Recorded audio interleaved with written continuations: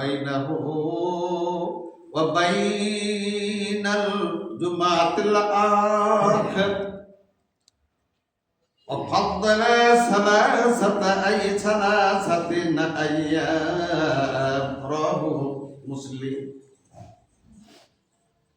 পবিত্র কোরআনুল কারীম 21 পারা সূরা লোকমান আয়াত নম্বর 16। কোন সূরা? লোকমান। হযরতে লোকমান নবীও ছিলেন না, আবার আল্লাহ তাকে এমন হিকমত দান করেছিলেন, প্রজ্ঞা দান করেছিলেন, জ্ঞান দান করেছিলেন। হযরতে লোকমান আলাইহিস সালাতু ওয়াস সালাম পিতা পুত্র উপদেশ দিতে গিয়ে এমন কতগুলো কথা বলেছিলেন যে কথাগুলা আমার আল্লাহর এত পছন্দ হয়েছে। ওই কথাগুলা হুবহু আমার আল্লাহ কোরআনে কোট করে উঠায় দিয়ে তামাম পৃথিবীর মানুষের জন্য শিক্ষার ব্যবস্থা করেছে। কোন সূরা?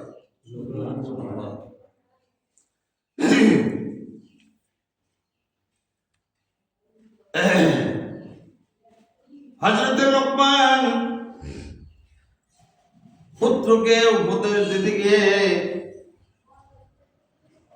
সূরা লোকমানের 16 নম্বর আয়াতে যে কথাটা বলেছিলেন,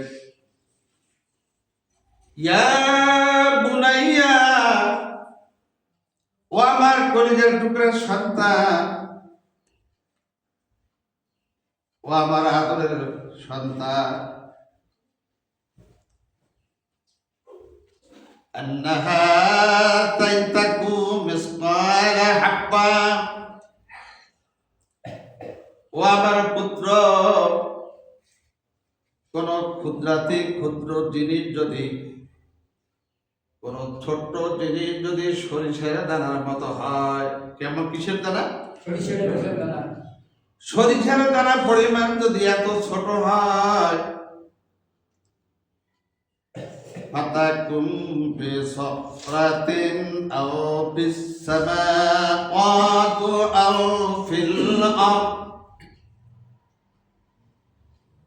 আর এই সরিষার দানাটা যদি কোনো পাথর খণ্ডের ভিতরে কিংবা কোনো মহাকাশে, পাথর খণ্ডের ভিতরে কিংবা মহাকাশে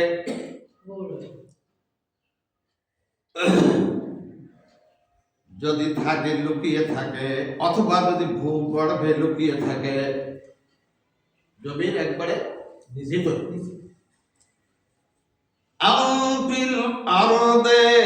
ভূগর্ভে যদি লুকিয়ে থাকে,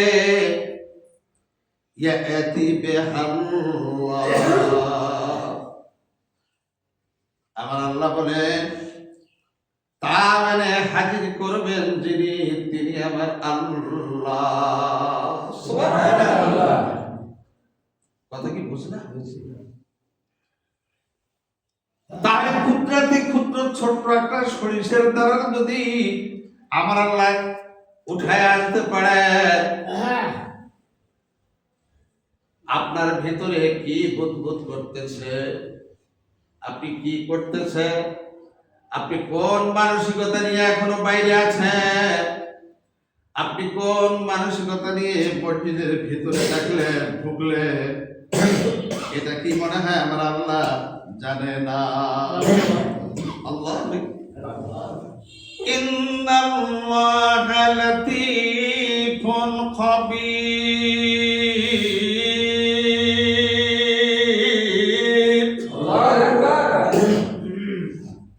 নিশ্চয় আমার আল্লাহ অতীব সূক্ষ্মদর্শী, গভীর ভাবে অবহিত। আমার আল্লাহ সব জানে। সুবহানাল্লাহ বলে। সুতরাং পিতা হয়ে তার পুত্রকে উপদেশগুলো দিলেন, বলুন সুবহানাল্লাহ।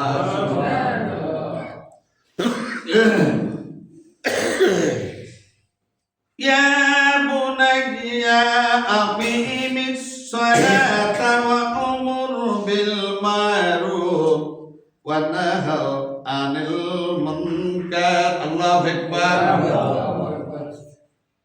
ইয়া বুনাইয়া, ও আমার কলিজার টুকরা সন্তান, আরো শোনো শোনো। কে বলছে? কাকে বলছে? আল্লাহ। আপনি নামাজ কায়েম করবে। কি করবে?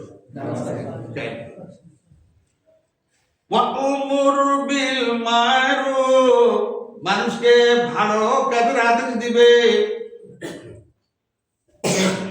তাহলে বোঝা গেল ভালো কাজের আদেশ দিলে যদি তার ভিতরে নামাজ না থাকে হবে না।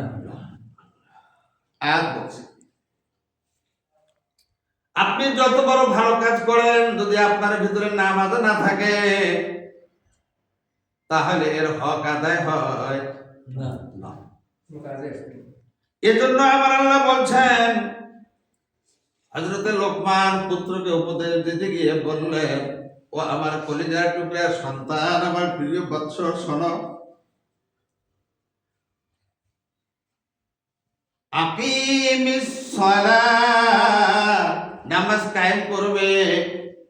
ওয়া'মুর বিল মা'রুফ, মানুষকে ভালো কাজের সৎ কাজের আদেশ দিবে।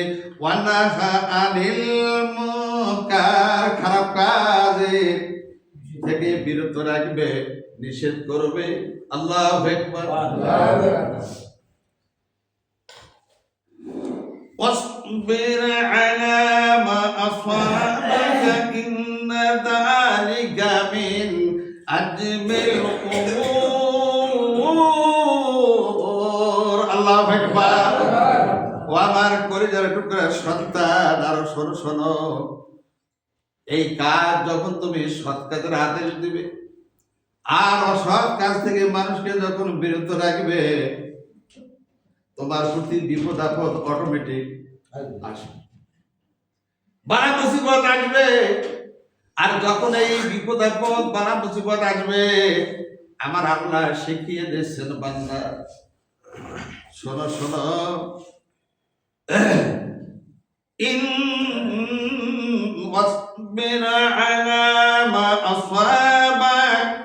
বিপদে মুসিবতে যখন আসবে তখন তুমি ধৈর্য ধারণ করবে।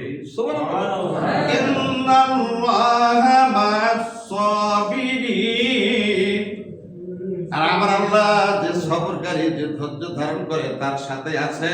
সুবহানাল্লাহ বলে। আল্লাহু আকবার। ইন্না যালিকা মিন আজমিল উমুর।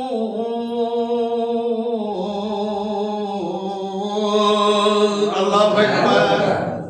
নিশ্চয় এটা মজবুত সংকল্প কাজ, এটা কঠিন কাজ। আল্লাহু আকবার। আল্লাহু আকবার। আল্লাহু আকবার। লা ইলাহা ইল্লাল্লাহু আল্লাহু আকবার। আল্লাহু আকবার লিল্লাহিল হামদ। আর আমি হুরায়রা রাদিয়াল্লাহু তাআলা আনহু, আল্লাহর নবীর বিশিষ্ট সাহাবী আবু হুরায়রা, কি নাম? আবু হুরায়রা। আসহাবে সুফার অধিবাসী ছিলেন। নবীজির ঘরে খানা হলে খানা খেতেন, নইলে উপবাস থাকতেন, সারা জীবন নবীজির পাশেই থাকতে। সুবহানাল্লাহ। এই সেই আবু আল্লাহ। আর রাসূলুল্লাহ সাল্লাল্লাহু আলাইহি ওয়াসাল্লাম তিনি নবীজি থেকে হাদিসটি বর্ণনা করেন। ক্বালা মান ইগতাসালা, নবীজি বললেন, যে ব্যক্তি সুন্দরভাবে উত্তম রূপে গোসল করে জুমার দিনে। কোন দিন? জুমার দিনে। মান ইগতাসালা, সুন্দরভাবে ওযু গোসল করে, সুম্মা আতাল জুমা, অতঃপর জুমার নামাজের জন্য মসজিদে আসবে। কোন নামাজ? জুমার নামাজ। ফাসাল্লামা কাদ্দারা লাহু, নবীজি বলেন, নিজের জন্য যত রাকাত নামাজ নির্ধারিত তত রাকাত নফল নামাজ পড়বে।